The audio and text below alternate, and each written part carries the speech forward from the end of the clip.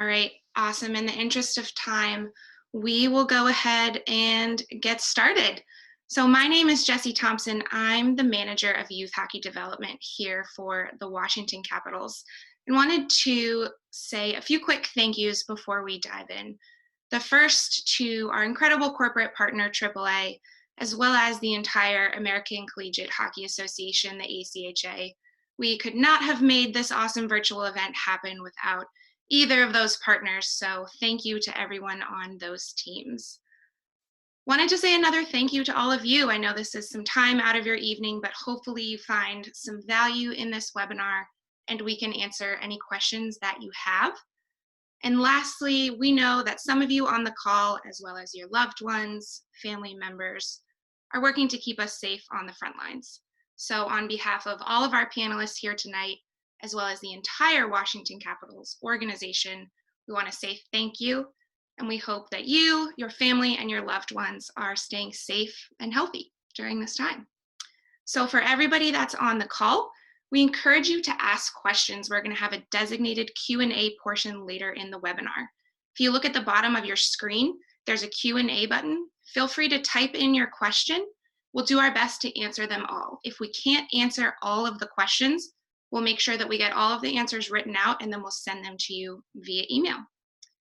So I think that about wraps it up. With that, I'm going to kick it over to Steve. Steve, go ahead and get us started. Thanks very much, Jessie. Hi, my name's Steve Hyjek.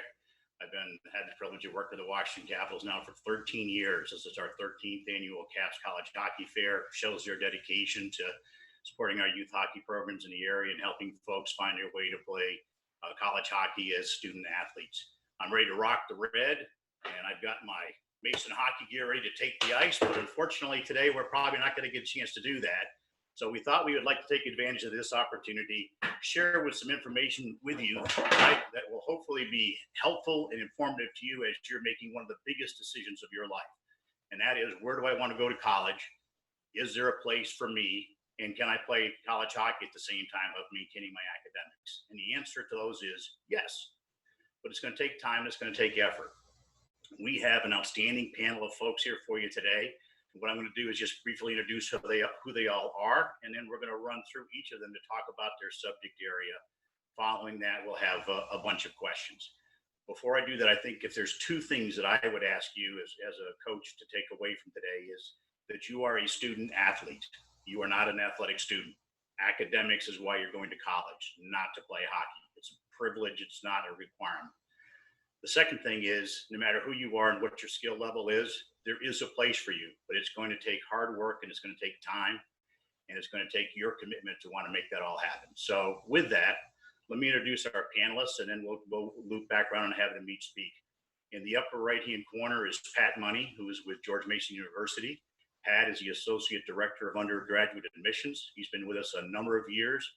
He's going to help sort of demystify the admissions process and help you understand what is important and what's not, and does the composition count? What about my standardized score? So he'll talk through a number of those things, and then we'll be able to go from that into Nate Arthur, who is going to unlock the mysteries of financial aid. What is FAFSA? Why do I care? How is it important to me? And as a parent who's had two kids go through college, believe me, you're going to want to listen to what Nate has to say because that's pretty important stuff. Nate will be followed by Craig Barnett, who is the Executive Director of the American Collegiate Hockey Association, or the ACHA. George Mason is a proud member of the ACHA. I've had the privilege of working with Craig the last few years. He brings a wealth of hockey knowledge. He's done so both in the ACHA non-varsity college hockey arena, as well as in elite junior programs, such as the North American Hockey League. So he's going to be able to explain to you what the ACH is, how it's organized, and how you can find out about programs and find coaches. And then our cleanup hitter is Haley Skarupa. She is the Caps Hockey Ambassador. We are so proud to have her with us today. This is a local product, grew up in the Rockville area, played youth hockey in the Montgomery system, went on to play elite college hockey at Boston College. And you're looking here at an Olympic gold medalist and a three-time world champion. So you should be sure when she has a chance to speak, you're paying very close attention. So with that, what I'd like to do is turn it over to Pat and ask if he would spend about 3 or 4 minutes just talking a little bit about admissions, and then we can always come back and answer some of your questions. Pat, over to you. Thanks, Steve. Good evening, everybody. Thank you so much for joining us. So as Steve said, my name is Pat Money. I'm the Associate Director at George Mason University. And I just wanted to do some general overview for what to be looking for. As Steve said, you are going to college for primarily your academics. And there's a lot to be said about finding the right school as well as the right program. When you're looking at colleges and universities, unlike a lot of things in life, there's not a set standard that everyone is looking for. Every college is looking for something just a little bit different, whether that be strength in your curriculum, specific test scores, specific types of involvement. What you want to do is become an informed consumer. Ask questions. How do you fit, not only for the programs you're looking at to play for, but also how do you fit academically? And how is that institution going to support you post-college? So what type of opportunities are they setting up? And how is that going to best suit you for your next steps? Couple of basics though. Every college is going to want to see a high school transcript. Typically, if you're looking at a admissions review process, we want to see how you've grown over time from where you start as a freshman to where you end as a senior. What type of classes are offered to you, and from what's offered to you, what do you elect to take? The other thing is going to be standardized tests. Now, a lot of you are probably going to be some underclassmen wondering what's the SAT and the ACT's future going to look like in this new world we're in. I can promise you every college and university out there is going to be making adjustments as we kind of realize what this world is going to look like. When you're looking at standardized tests, they are a piece of a puzzle. They are not the only thing. Something I say to families all the time, and students specifically, the SAT and the ACT don't gauge your intelligence. They gauge how well you prepared for an exam. It's a test-taking test. So never let a bad test date, bad is going to be your personal personal view on how that test came out. But the important thing to know is it is a piece of the puzzle. A lot of families also focus in on involvement. What should we be involved in? How many things should we be involved in? 9 times out of 10, colleges don't necessarily care what you are involved in. We care that you're involved. We want to see that you're an active member of the community and that you're giving back as much as you're taking in.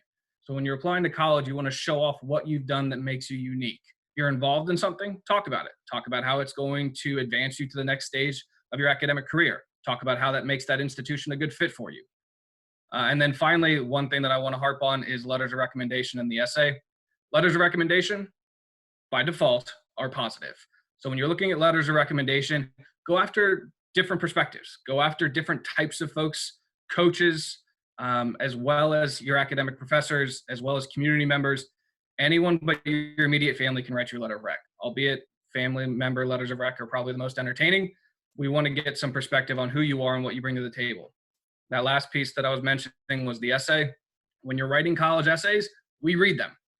Just today, I had a borderline student that applied late to George Mason University, but because of the context they gave me in an essay, they were admitted instead of denied. So make sure you take some time, put effort in, just like you're going to put effort into practice, just like you're going to put effort into being a part of a program. Put that same level of effort into your college admission process and ask questions. I look forward to chatting with you all later and take any questions I can answer. Thanks very much, Pat. We appreciate that. And I will tell you, having worked with Pat for many years, working with your college admissions officers are extremely important. They can be very, very helpful and help guiding you along the way. And certainly in our case, Pat works with our NCAA as well as our ACHA programs, and he has been a fount of knowledge for us. And so very grateful for you being here, Pat. Now we're going to go to Nate Arthur. Nate, as you may have seen earlier, he comes from the topsy-turvy world of financial aid. His camera didn't want to work at first, but like always, he got it back on track. He is going to try to help unlock the mysteries of financial aid, because there are a lot of folks that always want to know, how did they get those great grants? Where do those scholarships come from? Do I really need to fill out the FAFSA? What does all this mean? And again, in the end, college is not cheap. It takes money to get this done. And so it's extremely important for you to be able to understand with your children how you can put your best foot forward from a financial aid standpoint. So Nate, we look forward to hearing your comments, and thank you for joining us today. Absolutely. Thanks for having me here. And within 5 minutes, I'm going to unlock all the mysteries of financial aid. I'm the financial aid manager at the Andale campus for Northern Virginia Community College. Let me just start off by saying, when we are speaking in terms of financial aid, everybody should be completing the FAFSA application, just because the type of aid they may be receiving, it could depend whether it's federal, institutional aid, or via when you're applying for scholarships, right? So what is the purpose of financial aid? Is to assist students in paying for school, provide opportunity and access to college, help cover the gap between what the family can pay and what the cost of education is. And of course, in order to do this, you must complete the free application for federal student aid, which is FAFSA application. And what very important in regards to completing the application is by completing the application, you also have to make sure that you do any verification or turn any document that your school is requesting. That way the college can actually go ahead and award you, as well as to disperse funding when it's time to disperse the funding. At the moment, the Pell Grant for the 2021 school year, I understand most here are rising seniors, but for the 2021 school year, just to give you an idea, the Pell Limit is $6,345, right? So the money that you could be eligible for in terms of free money, it's not even about $6,500 in terms of loans. And we all don't want to hear about loans, but sometimes loans is a viable option. It depends how much you borrow, right? So at the moment, the loan for dependents is $5,500, and for independents is $9,500, right? But in order to get that amount, in order to become eligible, of course, you have to complete the FAFSA application. Now, those who complete the FAFSA application most likely may not get enough funding to actually go to school. And that's why you should be applying for scholarships, merit-based scholarships. Keep in mind that the merit-based award is generally not need-based, right? If they want to give you money for whatever particular reason, anybody can give you money for whatever particular reason. It could be ethnicity, it could be based on academics, athletics, could be based on test scores. We're talking about the ACT, SAT, GPA is very important. So when you're really looking at the curve to see when you're looking for a scholarship, merit-based scholarship, right, you want to do extremely well in school. You also want to do extracurricular activities. As Patrick alluded to before, when it comes to applying for whether it's admissions or even scholarships, you really are pitching yourself to know why you're the best candidate. But sometimes writing can go only so far.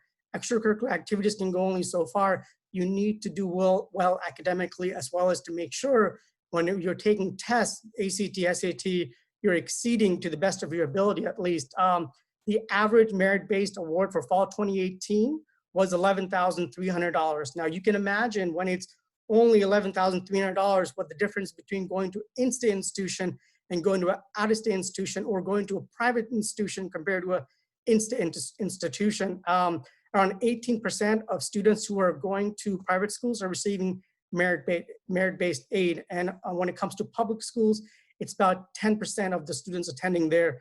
As a reminder, when it comes to the idea of merit-based, where do you apply for scholarships? There's lots of scholarships out there, right? But you don't want to apply for a scholarship that gives a lot of personal information. Start with the county you're in, your community, your high school, to see what scholarships they may have available. Start with the college you're going to apply to, in fact, and let them know what your scenario is, so they can tell you based on your scenario what merit-based scholarship that you could be applying to. Some of the scholarship websites you could go to, which some of you probably heard of, is fastweb.com, scholarship.com, collegeboard.com, Unigo, which is a new one that I heard about, Unigo.com. All these websites really allow you to apply for scholarship and merit-based scholarships. But again, it comes down to your research. The more research you're doing, the more prepared you are, the better you'll be suited to actually apply for the right type of scholarships. Hey, thank you very much. Just so I make sure I asked a question, how many people should not complete the FAFSA form? 0. Thank you very much. Just want to make sure we make it. Yeah. Thank you, Nate. Next up, we're going to go to Craig Barnett.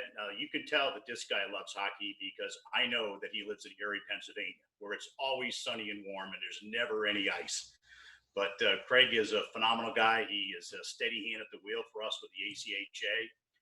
He is going to describe varsity versus non-varsity, how the ACHA is organized, how the ACHA can find you, and more importantly, how you can find out about programs and learn where you can potentially fit in as a hockey player. So, Greg, turn it over to you, and thank you for talking to our student athletes today. Well, thank you. Thanks for having me. I'd like to thank Jessie and Steve and everybody involved in this program.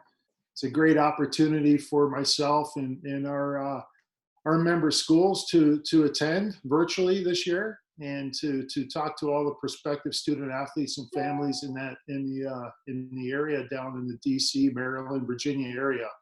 The ACHA is actually going to be entering our 30th year this coming year in 2020-21 will be our 30th year. We are the national governing body of what I like to say non-NCAA college hockey. We have an influx of former NAIA schools that have come into our umbrella, which are on their campuses varsity sports. So we're kind of moving away from that non-varsity status, but it's a very unique association that we belong to. We have this past season, we had 461 teams across 48 states and 3 Canadian provinces. So we're a large association. We have 5 divisions: men's Division 1, Division 2, and Division 3, and women's Division 1 and Division 2. We offer college hockey for prospective student athletes pretty much in all the normal traditional college hockey markets, but also the non-traditional college hockey markets. The college hockey opportunities don't end at the NCAA level. In fact, the ACHA has continued to grow and grow and grow, and we're very proud of that. And we provide a lot of opportunities for a lot of the really good college hockey prospects that are looking for a strong academic school and an opportunity, obviously, to continue playing college hockey. Some of the opportunities that we do have with our association being this large, there is a wide range of competitive levels. If you're looking for a very competitive hockey, obviously at the men's Division 1 and in the women's Division 1, the top schools there are very, very competitive. A lot of them are close to being fully funded. A lot of them are recruiting out of junior hockey. A lot of them are recruiting out of the top prep schools and high schools around. Same can be said as for the top programs in men's Division 2, men's Division 3, and the top programs in women's Division 2. From the other side of the spectrum, if you're just looking for a place to go to school and looking for a semi-competitive, more regional type of play, we also offer a lot of those opportunities for you at strong academic schools. One of my favorite marketing parts of the ACHA is when you look at Newsweek magazine and they look at the top 25 universities in the world, the top 25 universities in the world. 17 of them are in the United States, and 14 of those schools have ACHA hockey programs.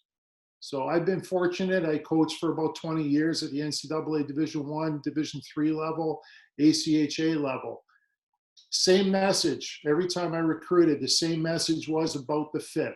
When you're looking for a college, it's about the fit. And the first thing you should be looking for is, what does the school have academically that you are interested in?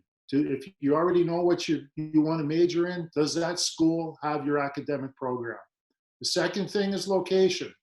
When you look at the NCAA schools, and there's an awful lot of good ones, they're not spread out across 48 states. It's more of a regional type of environment. So the ACHA offers these non-traditional areas. If you want to go to school in Texas or in Florida or many different places where there is no NCAA hockey, there's most likely an ACHA program there for you. The third part really you should be looking for is, visiting the campuses themselves. It's hard to do during this time, and that's why these virtual opportunities are great for you. You'll be having the opportunity to speak with different coaches that talk about their particular schools, talk about their hockey programs this week. I encourage you to ask questions. Okay, so please ask the questions. Hockey really should be about 3rd or 4th on your list. It needs to be a good fit, a well-rounded fit for you to go to college and have a great experience playing college hockey, earning a degree, making friendships for the rest of your life. And those are the opportunities that a lot of people don't understand with the ACHA, that we provide those types of opportunities with that many schools and that many competitive levels of hockey. I'll be happy to answer any questions that you have later on in this program. Again, I thank everybody for having the ACHA involved in this. And you can learn more about the ACHA at achahockey.org. Steve? Thanks, Craig, very much. As we transition from Craig to Haley, I just want to make a couple of points. One of which is that, as I mentioned earlier today, this is the 13th year for the Caps College Hockey Fair. This week, you will have a chance to talk to 44 ACHA programs, 22 from women and 22 men's programs, which we are very excited about. So the fact that we have that many programs participating this year, I think is a great opportunity for you, and we really strongly encourage you to take advantage of that. I think the other thing I would offer up that, and I'd ask Haley to comment on this as well, is one great thing about college athletics, keeping in mind that you are a student athlete, is you walk in on an instant family. When you go to a new location and a new campus, you're not just one person sort of wandering around hoping to find your first friend or second friend. You walk into a group of people that will take you in as members of their family, and that is one of the great things about being in team sports in colleges. So we're going to turn it over and ask Haley to speak about how, at the elite level, how she finds players, how players need to make themselves known, what the expectations are from both a coach and a player perspective, and what the role of the parent is and is not as you transition from high school sports to college sports. So Haley, thank you so much for taking time. We look forward to hearing from you. Thank you, Steve. And as well, I would like to thank Jessie for also helping coordinating all of this. I think it's a tremendous opportunity for everyone to learn.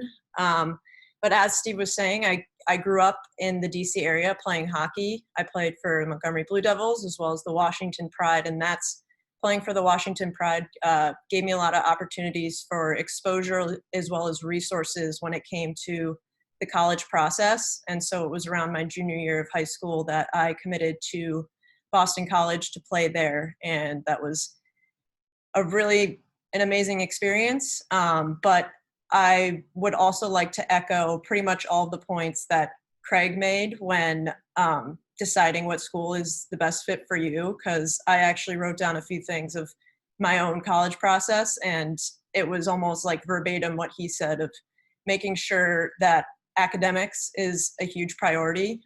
When I chose BC, it was, if I didn't play hockey here, would I still love it here with the campus, the location, the academics, as well as the other resources that are provided for me, completely aside from athletics. So I think it's really important to find what is a good fit for you. I mean, regardless of ACHA, NCAA, it doesn't matter the level, men or women's hockey, there's so much overlap of finding the right fit for you. And there is one out there. It's just you have to put in a lot of work to do the right research, ask the right questions. I visited a lot of schools when I was in high school, and obviously it wasn't easy in coordinating that along with your season, but it definitely goes a long way to go on those campuses and talk to administrators, professors, coaches, other students who are in the shoes that you will be in a couple of years. I think it really goes a long way, and it's very helpful. And that's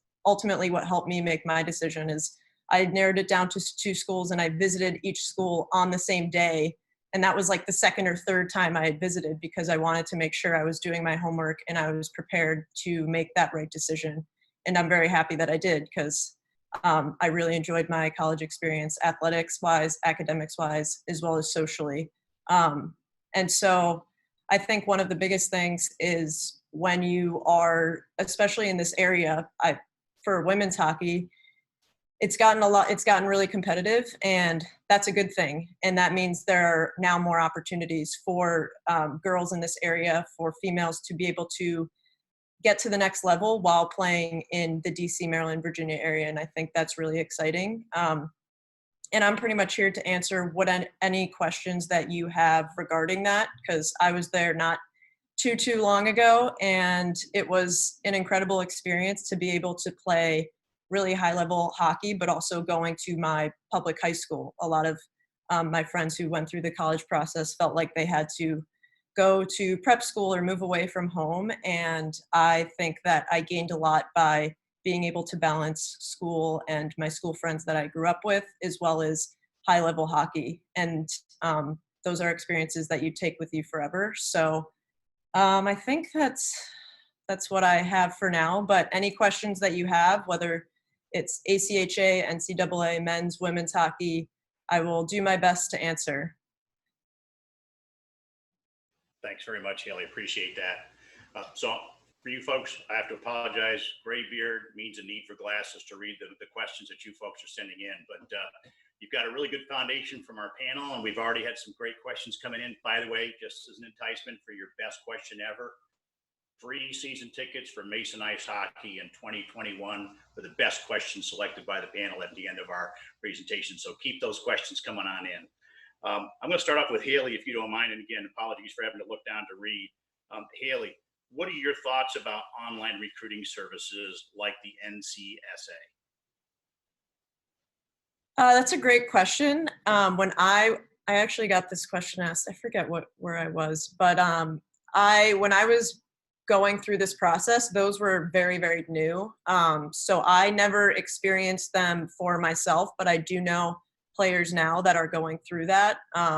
I think it's a good resource to have. And if you feel like that's something you want to rely on, it's definitely, it is helpful. However, I would also branch outside of that as well and use just other people, coaches, like I said before, and people who have been there before, current students or recently graduated student athletes who are just there. I think you need to lean on those people who have experienced that. And the services they will provide what you need, but I think it's more authentic to really lean on those people who are either there or recently have been there. But it certainly can't hurt you. So that is my answer. Thank you, Haley. Appreciate that. So Pat, I have a question for you, which is a mix of admissions as well as hockey, and Craig or I might complement your comments. And that is a question from a parent, and that is with regards to a gap year. From an admissions and from a hockey standpoint, there are a lot of folks that recommend that somebody take a year off between high school and college, play a year of juniors to be able to make themselves a better hockey player in the hopes of being able to play NCAA or perhaps ACHA Division I. From an admissions perspective, what are the pros and the cons as it pertains to that gap year in between high school and college admissions? Yeah, I will say the idea of a gap year is becoming more and more relevant. And it's not just for athletics, it's for a number of reasons. Whether families are looking to save up money, students are looking to get a job and build up a resume, or in this case, if it's athletics, totally fine. Make sure that you're taking care of yourself. I think the pro is that you're going to be a little bit more mature when you come in. I think the con is that if you're not doing things to keep yourself academically minded, that first semester back can be a little bit of a transitional period. The one thing that I would tell families is if you have a specific institution in mind that you are taking that gap year for, make sure you are clear on any documentation that they may need. Some folks may take a class or two just to keep their mind going and do it online. That could change your admissions package to a lot of institutions, making you a transfer student instead of a freshman applicant. You want to make sure that you're very clear on, if you're going ACHA, if you're going Division I, when you start taking classes, things matter. So just make sure that you're informed, especially if you have a specific school in mind, so that they can make sure that when you apply, it's not only for the admission type that is most relevant to you, but then scholarships come into play. If you take certain classes after you graduate high school, that could exclude you from a lot of scholarships that are just for freshmen. So it's just, again, it's going back to what a lot of us have said in a lot of different ways. Be informed, ask questions, let the people that are intended to help you help you. And then if you don't mind, I'm going to compliment your comment and send it to Craig with a question related to the ACHA. Juniors play a role. One of the questions we'll have for you, Craig, is the role of juniors and how important that is, particularly from an NCAA, ACHA perspective. A gap year of hockey playing juniors can be beneficial. I think that the juniors is a great pathway for depending on the level of play that you want. However, I've seen it work both ways. I've seen it help people from a hockey standpoint, but I also know that I've seen kids who get away from study habits. And then what happens is they study as a high school student. They have every good intention of studying while they're playing juniors at an elite level where there's some high expectations, but they don't quite follow through.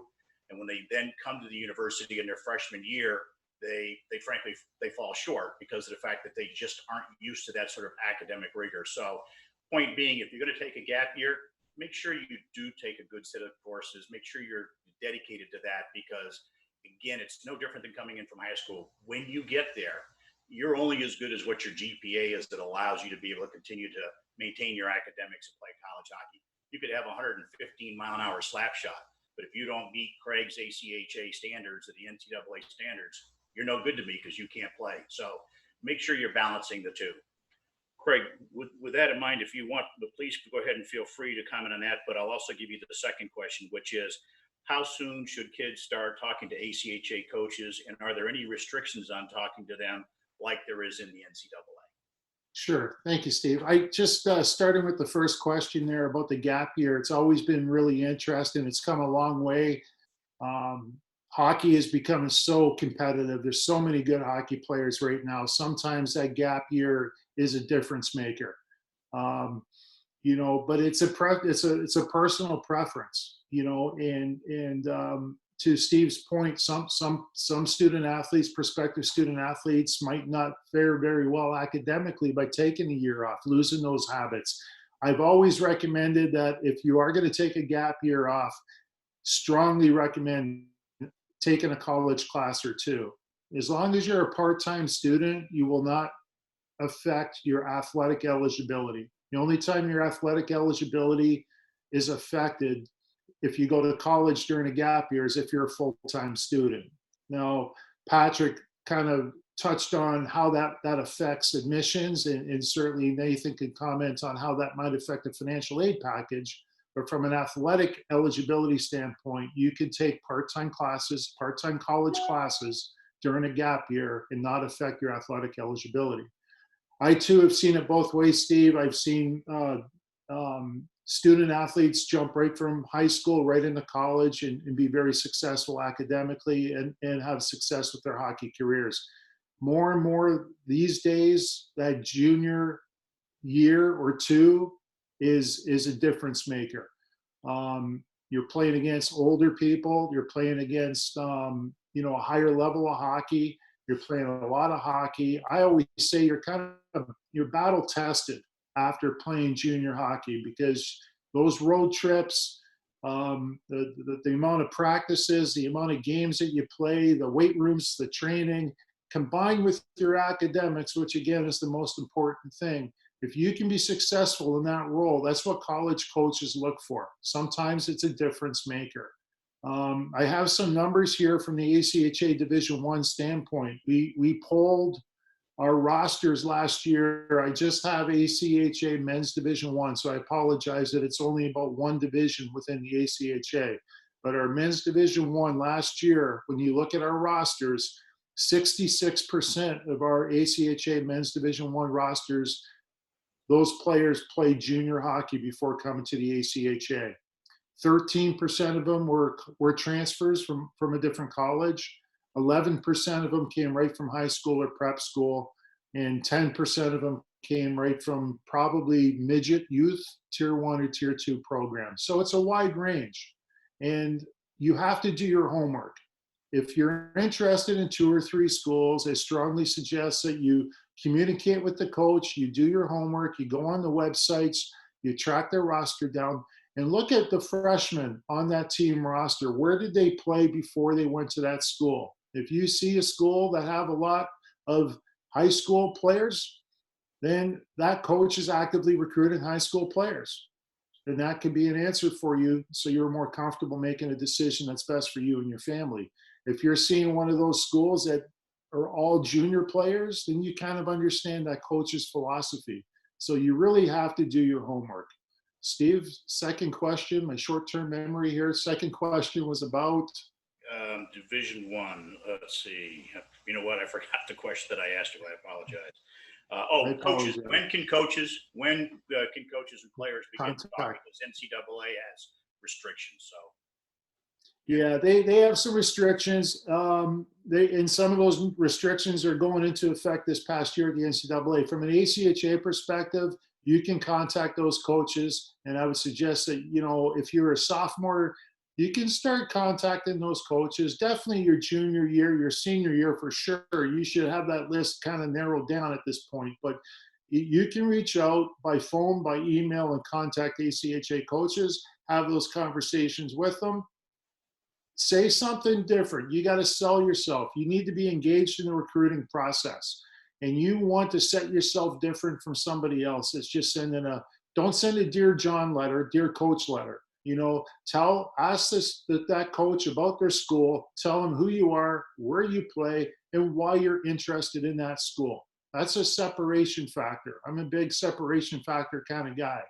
And those separation factors often make a difference between 3 or 4 other defensemen that school is looking at compared to you. What are you doing differently than everyone else that wants to play college hockey at some level? So I would encourage you to be reaching out. And I would also encourage you, the student athlete, the prospective student athlete, to be reaching out, and not mom and dad. The coaches are going to want to meet mom and dad at some point. But this is about developing that relationship with the player and the coach. Thanks, Greg. I'm going to actually compliment something that you said and answer a question that I haven't posed to the others that anybody can jump in on, and that's cost. So let me go back to Craig's point. 5 divisions in the ACHA. In NCAA, you primarily have 4 divisions, women's and men's. Every division is going to be different in terms of cost and expectation. So I've coached the Division III team for a number of years, and we are actually moving to Division I this fall, as Craig well knows. So when we started out, as an example, our annual budget was about $15,000, and our player dues were about $750. We had almost all exclusively AA players and some single A players. We had no junior players. When you look at the numbers Craig gave you on juniors, college, and so on, invert it the other way around. At Division III, very few junior players, a few, but not many. Most of the players are coming out of high school, and some come out of transfer.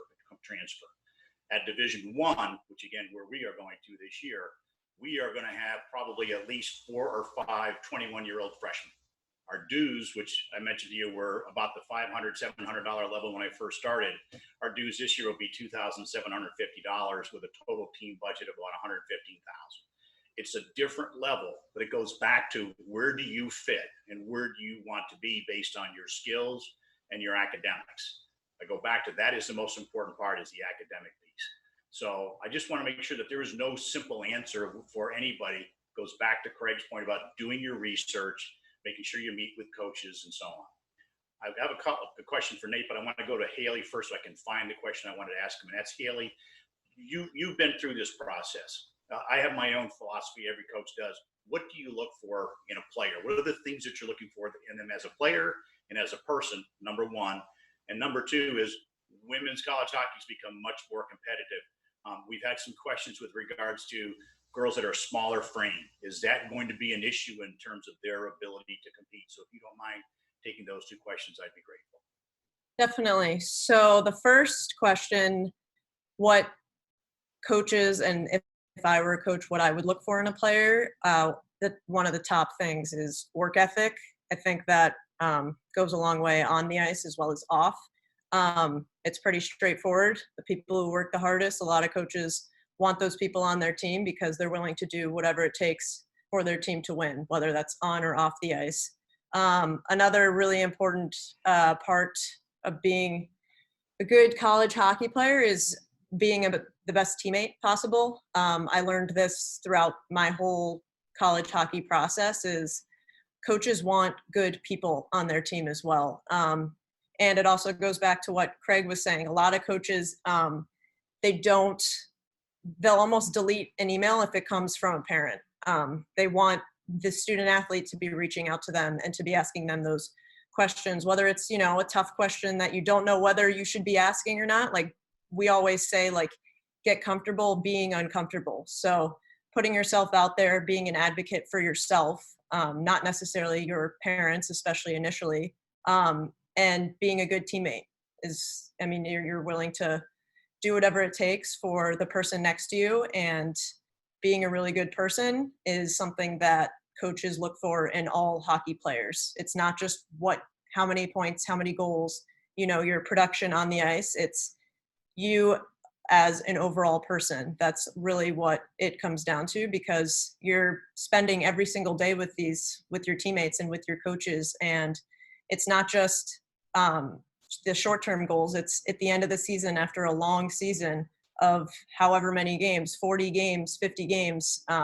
You want those people who are in it for the long haul and who are in it for each other and for those long-term goals. So those are two things: work ethic and being a complete teammate, I think, are the top two on my list. And the second was size. I think in men's and women's hockey, but especially women's hockey, size is becoming less and less relevant. Honestly, it's a lot. The game is really transitioning to a speed and finesse game, and a lot of those players are smaller players. One of my former teammates, who's now the captain of Team USA, Kendall Coyne, she's 5'1", maybe 125 pounds, really, really small, but she is the fastest player in the world. So you can't hit her if you can't catch her. So it doesn't really, I would not be deterred if you're a small player at all. You just have to find a niche that you're really good at, whether that's being, a really hard forechecker and back checker, a really defensively sound, really fast player, great skill and finesse. I think it's just playing to your strengths, regardless of your strength or your size necessarily.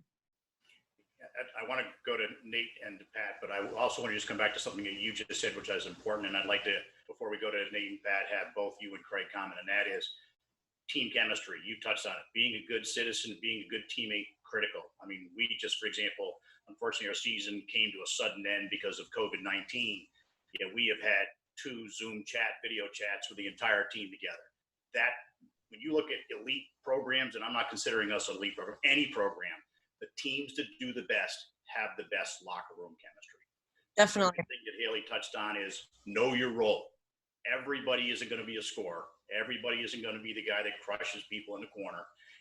What is the role that you can fit, and what is the role the coach is looking for you to fit? Because that's going to help you get more ice time as well as be able to be competitive. So if I could, I'll throw it back to Haley first and then to Craig, and then we have a financial aid and admissions question for the other gents. Haley? About team chemistry? Yeah. Yeah, I was going to say to your point that I've been on some really, really talented teams that were not as successful as some teams who weren't as talented, but had the strongest team chemistry, because it's about problem solving, who can work together the best, leaving your ego at the door and finding a role for you. For me personally, when I was in high school and in college, I was considered to be, a goal scorer. That was kind of my role. And then when I transitioned to Team USA, everyone's a goal scorer, everyone's a superstar. So it's kind of taking a step back and realizing this is much larger than just myself and all of the goals that, people want to be scored and whatnot, but what can I bring to the table to my team outside of that? And how can I be valuable, whether that's on or off the ice? And that's kind of when I transitioned my perspective to being the best teammate I could be, because leading up to that, I was a good teammate, but I didn't consider myself to be a great teammate. So it was finding that role of, I'm not going to be a superstar, but I can do whatever I can possible to help this team win, even if it's not playing 100 minutes a game. Terrific. Craig, as a coach, what do you look for in a player? Well, a lot of the things that Haley mentioned, definitely how people compete. You're looking for competitiveness amongst your players, be male or female players, but you want people that want to compete. And it's not necessarily always just when you hit the ice, but it's sometimes that level you see off the ice in the locker room, and that competitiveness always pushes you. But to be able to compete, good character people, when you have good character people, they work hard through not only the good times. When we talk about team chemistry and culture and so forth, that's easy stuff when you're winning. But who steps up to the forefront, who leads when things aren't going very well? And I think that's what helps develop team chemistry. But then you're always looking for on the men's side that 6'5" right shot guy that can score 50 goals a year. They're good to recruit too. So. No doubt about it. No doubt about it. So for moms and dads, let's come back over to the right side of the screen here for Nate and for Pat. So I'm going to give you each a question. If you don't mind, we'll go to Nate first and then to Pat. Nate, there are no one of the questions people have asked is, are there ACHA scholarships? And the answer is there are not ACHA scholarships. Nova, of course, has an ACHA program, as do we. But what they would like to be able to do is have a little bit more in terms of what things can I do to separate myself from the rest of the field to qualify? And are there any specific merit or athletic scholarships that colleges like Northern Virginia can offer? So before you answer that question, and for Pat, when it comes to you, the people want to know how much can the coaches help, influence the process? How much do you listen to them? How much does it really come down to instead the quality of the applicant?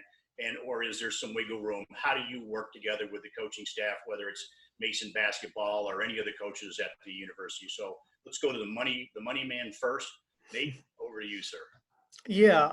So in terms of like differentiating yourself, when it comes to merit-based, I mean, you have individuals who are so academically talented, they are athletically talented. I mean, they could be doing a lot of extracurricular activities, but I actually grade a lot of scholarships, and I do see students who have a very high GPA, they may not be volunteering and doing extracurricular activities, right? So I'm able to separate one from the other. I think one of the biggest things I would say is that, a student needs to have, when it comes to merit scholarships, while Nova, I'm not aware of Nova having a particular athletic scholarship, but we have a lot of scholarships that require not only just a GPA, but how do you fit yourself into the community, right? What do you do to impact the community? Are you starting clubs? Are you participating in clubs? Are you volunteering somewhere? So I think, while there's a lot of students who could have a 4.0 GPA when it comes to merit-based scholarship or have a 3.5 or higher, you have to go the extra mile to differentiate yourself. And a lot of times we have students, great students, who are so set on the GPA aspect of it, but at the same time, I think going outside of just the academic part, like study harder to make sure your SAT scores are higher, right? While we understand, right, there's this myth almost that you can't change certain things. I tend to disagree, where you can impact through study. You can get better GPA. You can go ahead and improve your SAT scores, ACT scores. You can go to the community. So when you're competing for merit-based scholarships, a person who has a 4.0 and has done absolutely no outside volunteering, no clubs, no activities, they may actually not get the scholarship compared to somebody who is a 3.7, 3.5, but has volunteered so many hours while in high school or while going to college. One thing I was going to mention is that when it comes to merit-based scholarships, they may also have a requirement for you to maintain some type of GPA or enrollment, as well as volunteering or doing activities that's part of the requirement for the merit-based scholarship to carry from one year to another year to another year. So, while if you win it the first time, it doesn't mean that all of a sudden you start chilling and not doing all the things you're doing before. It really means that you even work harder to maintain that GPA, that work ethics, in order to make sure that you're really on top of the scholarship requirements. Thanks, Nate. Pat, admissions, athletics, the mix, how's it all come together? Yeah, so one of the things I'll say is that, every school is different. Obviously, the coaches, depending on if it's ACHA or if it's going to be Division I, they're going to have their own set of rules from each individual institution and or a governing body of what they are allowed to do, not do.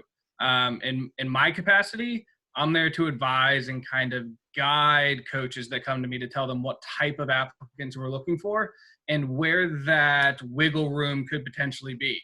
9 times out of 10, the only thing that admissions reps care about are we putting students in a position to be successful academically. The involvement, the things that come along with a well-rounded college experience, that's phenomenal, and we absolutely want to take that into consideration. But our primary concern is the student going to be academically admissible? That's where those conversations of a gap year or things like that could come up, where a coach will have a recruit come to them and say that they've picked our school and we are their number one choice, hands down, but they're not admissible as a freshman. So then admission officers can then kind of take part in telling them, here's your path to admissions. Here's the classes you have to take to transfer. here's how you can be a successful applicant at the institution you're applying to. Goes back to what we've all been saying, do your research and be informed. Coaches are there to help and guide you. They're not there to be the reason you got admitted. They're there to make sure that you're successful once you get admitted. So just like everyone else has been talking about, doing your research and being an informed student athlete, same thing with admissions. Make sure you're clear cut on what we are looking for and how we can better serve you. The one thing you don't want to do is make assumptions because your buddy got a certain path and you just said, well, I'm going to copy and paste that because it worked for them. Everyone is different. Every high school experience is going to be different. Every curriculum is going to change from county to county. You are your own individual, and admission offices are looking at you as such, not as, oh, well, Billy's friend's applying, so we'll just take them because it's a friend. Perfect. Thank you. Thank you. By the way, and I'm going to answer a question, and then Craig can correct me, and that'll lead him into another question. One of the questions is average roster for an ACHA team. I would tell you that at Division III, they can vary widely from as low as 18 to as many as 25. When you get to the Division I level, I suspect that you'll see most of those 25 to 30 rosters. I would anticipate, Haley, same thing on the women's side, that Division I probably has a bigger roster because of redshirt folks as well as injuries and so on. So when we come around to you, if you have any different data on that, we would welcome it. Haley, before we come to you, Craig, if you would, a question that was asked, which relates back to the interaction with coaches and high school students, is, as you well know, USA Hockey has promulgated some rules with regards to contact with under 18 players as it pertains to tryouts and so on. If you could discuss what those rules say and what is allowed, not allowed, generally speaking, and then tie that into the issue of communication with coaches and 16, 17-year-old players who are interested to learn about programs. Well, from an ACHA perspective, again, I think I would encourage that contact to happen as a 16, 17-year-old to coaches, because the more information you learn about the school, about the hockey program, more importantly, the academic program at that particular institution, the better. So the sooner you get started with that, the sooner you can start, figuring out your plan A schools, plan B schools, plan C schools, and then, you may want to go and visit those schools and so forth. So the more relationship you can start to develop with the coach by asking questions and having that interaction, the better. In terms of the ACHA rules differing from NCAA, the ACHA does not have as many stringent rules as the NCAA has, particularly at the NCAA Division I level. Those rules are pretty strict in terms of when they can contact, how often they can contact, and so forth. In fact, they're really tightening up the belt right now just because there's too many early verbal commitments at the NCAA level. It makes no sense for a 15, 16-year-old to be making a verbal commitment to a school. When you're that age, you need to be playing the game, going to school, hanging out with your friends, enjoying the experience. Don't be in a rush with that. So the ACHA not necessarily prohibits that communication with those coaches. Okay, thank you very much. So Haley, this might be an unfair question because I know you're a scorer and you want to score on goalies, but we do have a couple of the ladies who have asked about goaltenders and the selection process and how much of it is more on athleticism versus technical skills. And goalies, as we all know, they're different than the rest of the skaters out there. So when you're looking at goalies and trying to help them make decisions, what are the things that they should try to impart to a coach when they're speaking with a program? That's a great question. Every program is different.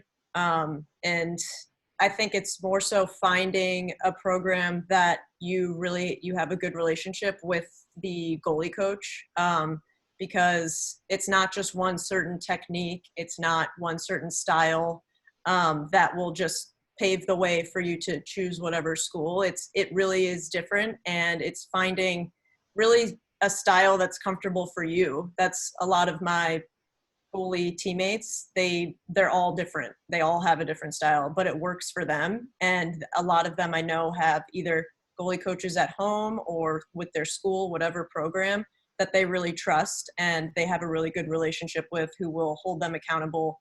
And that's where they kind of work on, aside from, team practices, they have separate skill sessions with their goalie coaches. I mean, I've been a part of so many goalie worlds, as we call it, and that's where goalies kind of perfect their craft with their goalie coach. And so it's just really finding what you're comfortable with your own goalie style. It's not going to be one specific thing and then that's it. It's also constant. You're constantly working on it, constantly progressing. If you have to make some changes because you feel like you'll be more comfortable doing one thing as opposed to the other, then that's something you just work on. It's obviously getting the repetitions and the practice in, but it's finding those who you trust to both hold you accountable and to recommend what you think will put you on that path towards success. But it's not going to be the same as the person next to you. Terrific. So we're going to be wrapping up here soon, but before we do, I wanted to mention something. As we indicated earlier, there are 44 programs that have signed up for the CAPS Virtual College Hockey Fair this year, and a number of them are going to have Zoom chats. You can go to www.washcaps.com to get information in terms of who's scheduled when. I can tell you that they start tomorrow at 4 o'clock. We have Towson women tomorrow. We have Sioux College women. We also have tomorrow Georgetown University Division II men's program, and then Sacred Heart University's ACHA program. So there are a series of, the best one, by the way, happens to be Thursday afternoon at 5:30, George Mason. But there's those other guys. You can talk to them too. But I want to make sure that you take advantage of those, because those will be opportunities to talk directly to coaches and players. We have found in our CAPS College Hockey Fair, that is where a lot of the parents and the kids, frankly, feel they get the most bang for their buck together, because they're not in front of a lot of people, and it's a great chance to dialogue directly. So what I'd like to do before we wrap up and turn it back to Jessie is I'd like to start and go to Pat, and Nate, then Haley, and then Craig. Give me your one most important takeaway that you want people to remember from today's webinar, if you would. Pat? Ask questions early and often to be an informed consumer. There's a good fit for everyone, and that's both for admission and for scholarship. There's something out there for you, and you just have to go find it. Terrific, thanks. Nate? Get your research started now and do the FAFSA application. Fantastic. Haley? Like I said before, just get comfortable being uncomfortable. That's where you're gonna, outside your comfort zone is where you're gonna grow and learn and discover these opportunities that you didn't know you had. Thank you. Greg, sir? Please do your research on the ACHA. I think a lot of people are pleasantly surprised. The quality of hockey, a lot of schools play in front of big crowds. And, what we have to remember is we've grown a lot in the last 10 years. There's been an awful lot of great youth hockey players being developed. Unfortunately, the one level that hasn't really grown much is NCAA Division I. So when we have a lot of really good hockey players, boys and girls, developing through our ladder of development, and they all want to play at that top level, that NCAA Division I level, and that hasn't grown as much right now, there's an overflow. And the ACHA is reaping a lot of those benefits with a lot of great players playing in the ACHA. So please do your homework. Check out some ACHA schools as some good options for you. And for me, both as a parent, as a coach, as an executive in the ACHA, as someone who's worked with the CAPS, this is probably one of the most important decisions you're going to make in your life, other than maybe getting married and having kids. It's extremely important. And you get back what you put in. If you take the easy way out, you may make the wrong decision. But if you take the time and effort that all of these folks have told you about, and learning and reaching out and being uncomfortable and asking questions and looking for the right fit for you, you are going to walk away with an outstanding education, a career pathway coming from your college degree, and you're going to have some of the best memories of your life from playing college hockey. So we'd like to thank everybody for taking time to join us today for our webinar. And Jessie, if we could, we'll turn it back to you to wrap up. And everybody stay well, take care, and we'll see you in the rink hopefully this fall. Awesome. First and foremost, just want to thank all of our panelists. This was an awesome event. We had over 100 participants join, so obviously lots of people who want to know more about the ACHA and college hockey. So we had a lot of questions, some we didn't have time to get to. So we're going to get together as a group. We're going to answer all of your questions on paper, and we'll send them out to everybody via email, so you can have all of the answers you need. We'll also send you a recording of the webinar in case there was something you want to go back to, learn a little bit more about. But thank you all for taking the time out of your evening. We know you're with your families and your loved ones, but hopefully we answered some of your questions. So we hope that everybody has a great rest of their week. We know it's Monday. Hopefully this was a good way to start your week. And like Steve said, you can go to washcaps.com/virtual college fair to get some more information on those Zoom calls that are happening for the rest of the week. So stay safe, everybody. And thanks again for joining. Have a great rest of your evening.